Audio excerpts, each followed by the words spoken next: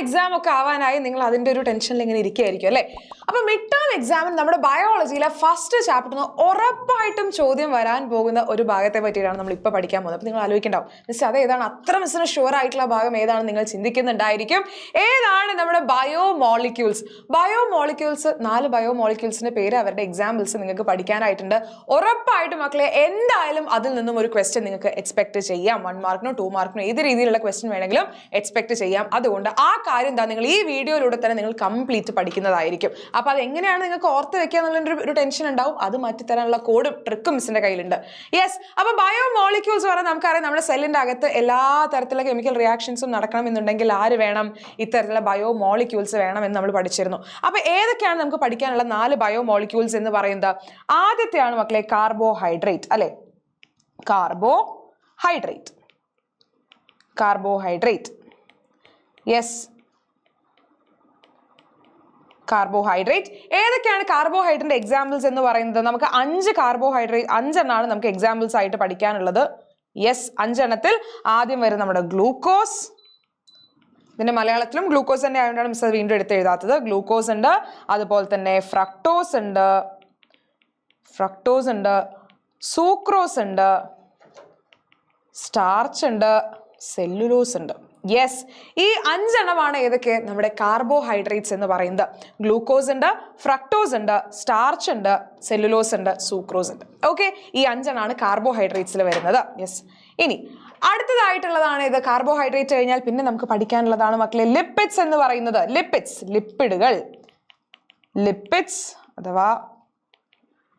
ലിപ്പിഡുകൾ. Okay, ലിപ്പിഡ്സിൽ എത്ര എണ്ണം നമുക്ക് പഠിക്കാനുണ്ട്? ലിപ്പിഡ്സിലാകെ നമുക്ക് 2 എണ്ണേ പഠിക്കാനുള്ളൂ. ഏതൊക്കെയാണ്? നമ്മുടെ ഫാറ്റ്സ് അഥവാ കൊഴുപ്പുകൾ. ഫാറ്റ്സും ഉണ്ട്, അതുപോലെ തന്നെ ഓയിൽസ്. ഫാറ്റ്സ് ആൻഡ് ഓയിൽസ്, എണ്ണകൾ. ഓക്കെ, അപ്പൊ ലിപ്പിഡ്സിൽ നമുക്ക് പഠിക്കാനുള്ളത് ഫാറ്റ്സും ഓയിൽസും. യെസ്, അപ്പൊ ആലോചിച്ച് നോക്കിയാൽ കാർബോഹൈഡ്രേറ്റിൽ 5 എണ്ണം, അത് കഴിഞ്ഞ് ലിപ്പിഡ്സിലേക്ക് വരുമ്പോൾ ലിപ്പിഡ്സിൽ 2 എണ്ണം, ഫാറ്റ്സും ഓയിൽസും. അടുത്തതാണ് ഏത്? നമ്മുടെ പ്രോട്ടീൻസ് അല്ലെ?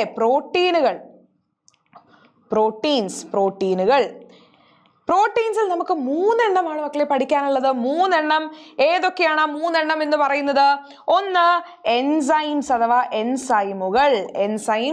എൻസൈമുകൾ. യെസ്, അത് കഴിഞ്ഞാൽ ഹോർമോൺസ് ഉണ്ട്, അതുപോലെ തന്നെ ആന്റിബോഡീസ് അല്ലെങ്കിൽ ആന്റിബോഡികൾ. ഓക്കെ, യെസ്, ഫാറ്റ്സ് കൊഴുപ്പുകൾ, ഓയിൽസ് എണ്ണകൾ നമ്മൾ പറഞ്ഞു, അത് ലിപ്പിഡ്സിലാണ്. പ്രോട്ടീൻസിലേക്ക് വരുന്ന സമയത്ത് എൻസൈമുകൾ ഉണ്ട്, ഹോർമോണുകളുണ്ട്, ആന്റിബോഡീസ് ഉണ്ട്.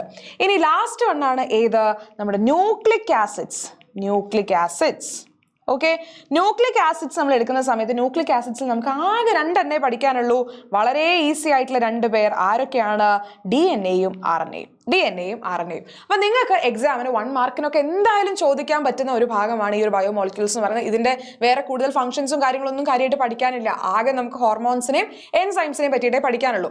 പക്ഷെ അതിന് ഈ പറയുന്ന പോലെ ഏതെങ്കിലും ഇപ്പോൾ ഉദാഹരണം നിങ്ങളുടെ കാർബോഹൈഡ്രേറ്റിന് എക്സാമ്പിൾ എഴുതാൻ പറയാം, അതല്ലെങ്കിൽ ഈ പറയുന്ന പോലെ ലിപ്പിഡ്സിന്റെ ഏതെങ്കിലും 2 എക്സാമ്പിൾ എഴുതാൻ പറയാം. അതിന്റെ ഇപ്പോൾ നിങ്ങൾ ചോദിക്കുന്നത് പ്രോട്ടീൻ്റെ ഏതെങ്കിലും 2 എക്സാമ്പിൾ എഴുതാം, അതിൽ ഒന്നിന്റെ ഫംഗ്ഷനോ അല്ലെങ്കിൽ എന്താണ് അവർ ചെയ്യുന്നത് എന്നുള്ള രീതി ചോദിക്കാം. അപ്പൊ നിങ്ങൾക്ക് ഇതിൽ ഏതെങ്കിലും ഒന്നൊക്കെ ആയിരിക്കും ചോദിക്കുന്നുണ്ടാവുക.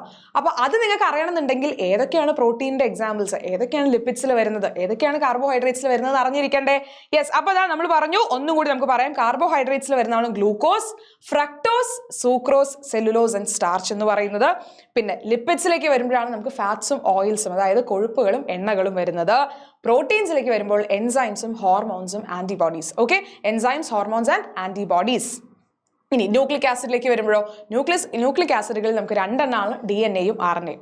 അപ്പോൾ ഇനി നിങ്ങൾ ഓർക്കും, മിസ് ഇത് എങ്ങനെയാണ് ഓർത്ത് വെക്കിയത്? കുറേ പേരുകളുണ്ടല്ലോ. അപ്പോൾ അതിന് വേണ്ടിയിട്ട് ഞാൻ നിങ്ങൾക്ക് ചെറിയൊരു കോഡ് പറഞ്ഞുതരാം.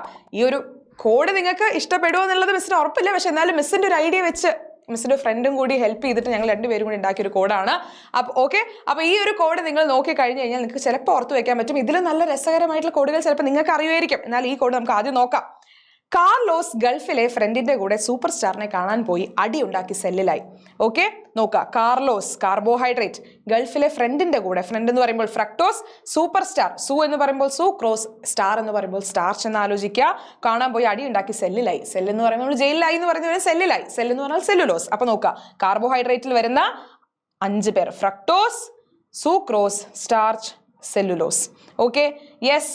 ഇനി അതുപോലെ തന്നെ നമ്മുടെ ഗൾഫ് എന്ന് പറയുമ്പോൾ ഗ്ലൂക്കോസ്, അതും കൂടി മിസ് പറഞ്ഞു, അതും മറന്നുപോയി. യെസ്, അതിന് നമുക്കിവിടെ റെഡ് ആക്കാം, യെല്ലോ ആക്കാം. ഗൾഫ് എന്ന് പറയുമ്പോൾ ഗ്ലൂക്കോസ് എന്ന് ആലോചിക്കുക. അപ്പോൾ കാർലോസ് ഗൾഫ് എന്ന് പറയുമ്പോൾ ഇവിടെ വേറൊരു കളർ എടുക്കണം. Yes, Carlos carbohydrate, glucose Gulf എന്ന് പറയുമ്പോൾ ഗ്ലൂക്കോസ്, ഫ്രണ്ട് എന്ന് പറയുമ്പോൾ ഫ്രക്ടോസ്, സൂപ്പർ സ്റ്റാർ സൂക്രോസും സ്റ്റാർച്ചും, സെല്ലായി എന്ന് പറയുമ്പോൾ സെല്ലുലോസ്. ആ ഒരു സെന്റൻസിൽ നമുക്ക് കാർബോഹൈഡ്രേറ്റ് കിട്ടിയില്ലേ. ഇനി ലിക്വിഡ് ഫ്രൂട്ട്സും ഓയിലുമായിരുന്നു ഭക്ഷണം. അപ്പൊ അവിടുത്തെ ഭക്ഷണം എന്ന് പറയുന്നത് എന്താണ്? ലിക്വിഡ് ആയിട്ടുള്ള ഫ്രൂട്ട്സും, അല്ലെ, ലിക്വിഡ് ആയിട്ടുള്ള ഫ്രൂട്ട്സും ഓയിൽസും ആയിരുന്നു. അപ്പൊ ആലോചിക്കുക, ലിക്വിഡ് ഫ്രൂട്ട്സ് ആൻഡ് ഓയിൽസ് എന്ന് പറയുമ്പോൾ ലിപ്പിഡ് എന്ന് ആലോചിക്കുക. ഫ്രൂട്ട്സും ഓയിൽസും, ഫ്രൂട്ട്സ് ഓയിൽസ് എന്ന് പറയുമ്പോൾ ആലോചിക്കുക ഫാറ്റും ഓയിലും. കാരണം ഫ്രക്ടോസ് ഓൾറെഡി നമ്മൾ പറഞ്ഞല്ലോ, ഫ്രണ്ട് എന്ന് പറഞ്ഞപ്പോൾ തന്നെ അവിടെ ഫ്രണ്ട് ഓൾറെഡി പോയി, ഫ്രക്ടോസ് പോയി. അപ്പൊ ഇനി ഉള്ള എഫിൽ ആകെ ഒന്നേ വരുള്ളൂ, ഫാറ്റ്. ഓക്കെ, ലിക്വിഡ് അല്ലെങ്കിൽ ലിക്വിഡ് ഫ്രൂട്ട്സിന് പകരം നിങ്ങൾക്ക് വേണമെങ്കിൽ ലിക്വിഡ് ഫാറ്റ്സും ഓയിൽസും ആയിരുന്നു എന്ന് ആലോചിക്കാം, എന്നാലും കുഴപ്പമില്ല. ഓക്കെ, ഭക്ഷണം. അപ്പൊ അതും കിട്ടി. ഇനി അടുത്തത് എന്താണ്? അടുത്ത് നോക്കിയാൽ കാണാം, അപ്പോൾ പ്രോട്ടീൻ എങ്ങനെ ഹോമിൽ നിന്ന് ആൻറ്റിയെ ഹോസ്പിറ്റലിൽ എത്തിക്കാം എന്നോർത്തു. അപ്പൊ ഈ പ്രശ്നങ്ങളൊക്കെ ഉണ്ടാകുമ്പോഴാണ് നമ്മൾ പ്രോട്ടീൻ ആലോചിക്കുന്നത്. എന്താണ്? എങ്ങനെ ഹോമിൽ നിന്ന് ആൻറ്റിയെ ഹോസ്പിറ്റലിൽ എത്തിക്കാം. അപ്പൊ പ്രോട്ടീൻ എങ്ങനെ എന്ന് പറയുമ്പോൾ എൻസൈംസ്, ഹോം എന്ന് പറയുമ്പോൾ ഹോർമോൺസ്, എങ്ങനെ ഹോമിൽ നിന്ന് ആൻറ്റിയെ എന്ന് പറയുമ്പോൾ ആന്റിബോഡീസ് എന്ന് ആലോചിക്കാം. ഹോസ്പിറ്റലിൽ എത്തിക്കാം എന്ന് ഓർത്തു. അവിടെ നല്ല ഡോക്ടർ ഉണ്ട്. നല്ല എന്ന് പറയുമ്പോൾ nucleic acid, doctor, DNA, RNA. Okay, yes. അപ്പോൾ ഒന്നുകൂടി പറയാം, കാർലോസ് ഗൾഫിലെ ഫ്രണ്ടിന്റെ കൂടെ സൂപ്പർ സ്റ്റാറിനെ കാണാൻ പോയി, അടി ഉണ്ടാക്കി സെല്ലിലായി. അത് നമ്മുടെ കാർബോഹൈഡ്രേറ്റും അതിൽ വരുന്ന എക്സാമ്പിൾസും ആലോചിച്ച് വയ്ക്കാം. ലിക്വിഡ് ഫ്രൂട്ട്സും ഓയിൽസും ആയിരുന്നു അവിടുത്തെ ഭക്ഷണം, അല്ലെങ്കിൽ ലിക്വിഡ് ഫാറ്റ്സും ഓയിൽസും ആയിരുന്നു അവിടുത്തെ ഭക്ഷണം എന്ന് പറയുമ്പോൾ ലിപ്പിഡും അതിൽ വരുന്ന ഫാറ്റും ഓയിലും ആലോചിക്കുക. അപ്പോൾ പ്രോട്ടീൻ എങ്ങനെ ഹോമിൽ നിന്ന് ആൻറ്റിയെ ഹോസ്പിറ്റലിൽ എത്തിക്കാമെന്ന് ഓർത്തു. അപ്പോൾ പ്രോട്ടീനിൽ വരുന്നതാണ് എൻസൈംസും ഹോർമോൺസും ആന്റിബോഡീസും. ഇനി അവിടെ നല്ല ഡോക്ടർ ആയിരുന്നു, അല്ലെങ്കിൽ നല്ല ഡോക്ടർ ഉണ്ട്. അപ്പം നല്ല എന്ന് പറയുമ്പോൾ nucleic acid, doctor, DNA, RNA. Yes. അപ്പോൾ ഇതിലും രസകരമായിട്ടുള്ള കോഡുകൾ ചിലപ്പോൾ നിങ്ങൾക്ക് ഉണ്ടാക്കാൻ പറ്റും. നിങ്ങൾ ആലോചിച്ചൊക്കെ വെച്ച് കഴിഞ്ഞാൽ ഇതിലും രസകരമായിട്ടുള്ള ഒരുപാട് കോഡ്സ് നിങ്ങൾക്ക് ഉണ്ടാക്കാൻ പറ്റും. അപ്പോൾ നിങ്ങൾ എന്ത് ചെയ്യുക, ആ കോഡ്സ് നിങ്ങൾ ഈ വീഡിയോന്റെ താഴെ കമന്റ് ചെയ്യാം. യെസ്. ഇനി ഈ വീഡിയോ ഇഷ്ടപ്പെട്ടു എന്നുണ്ടെങ്കിൽ തീർച്ചയായിട്ടും ലൈക്ക് ചെയ്യുക, അതേപോലെ നിങ്ങളുടെ ഫ്രണ്ട്സിനൊക്കെ ഷെയർ ചെയ്ത് കൊടുക്കുക. നമ്മുടെ ചാനൽ സബ്സ്ക്രൈബ് ചെയ്യാനും മറക്കരുത്. അപ്പോൾ നമുക്ക് അടുത്തൊരു വീഡിയോയിൽ കാണുന്നവരെ ബൈ ബൈ.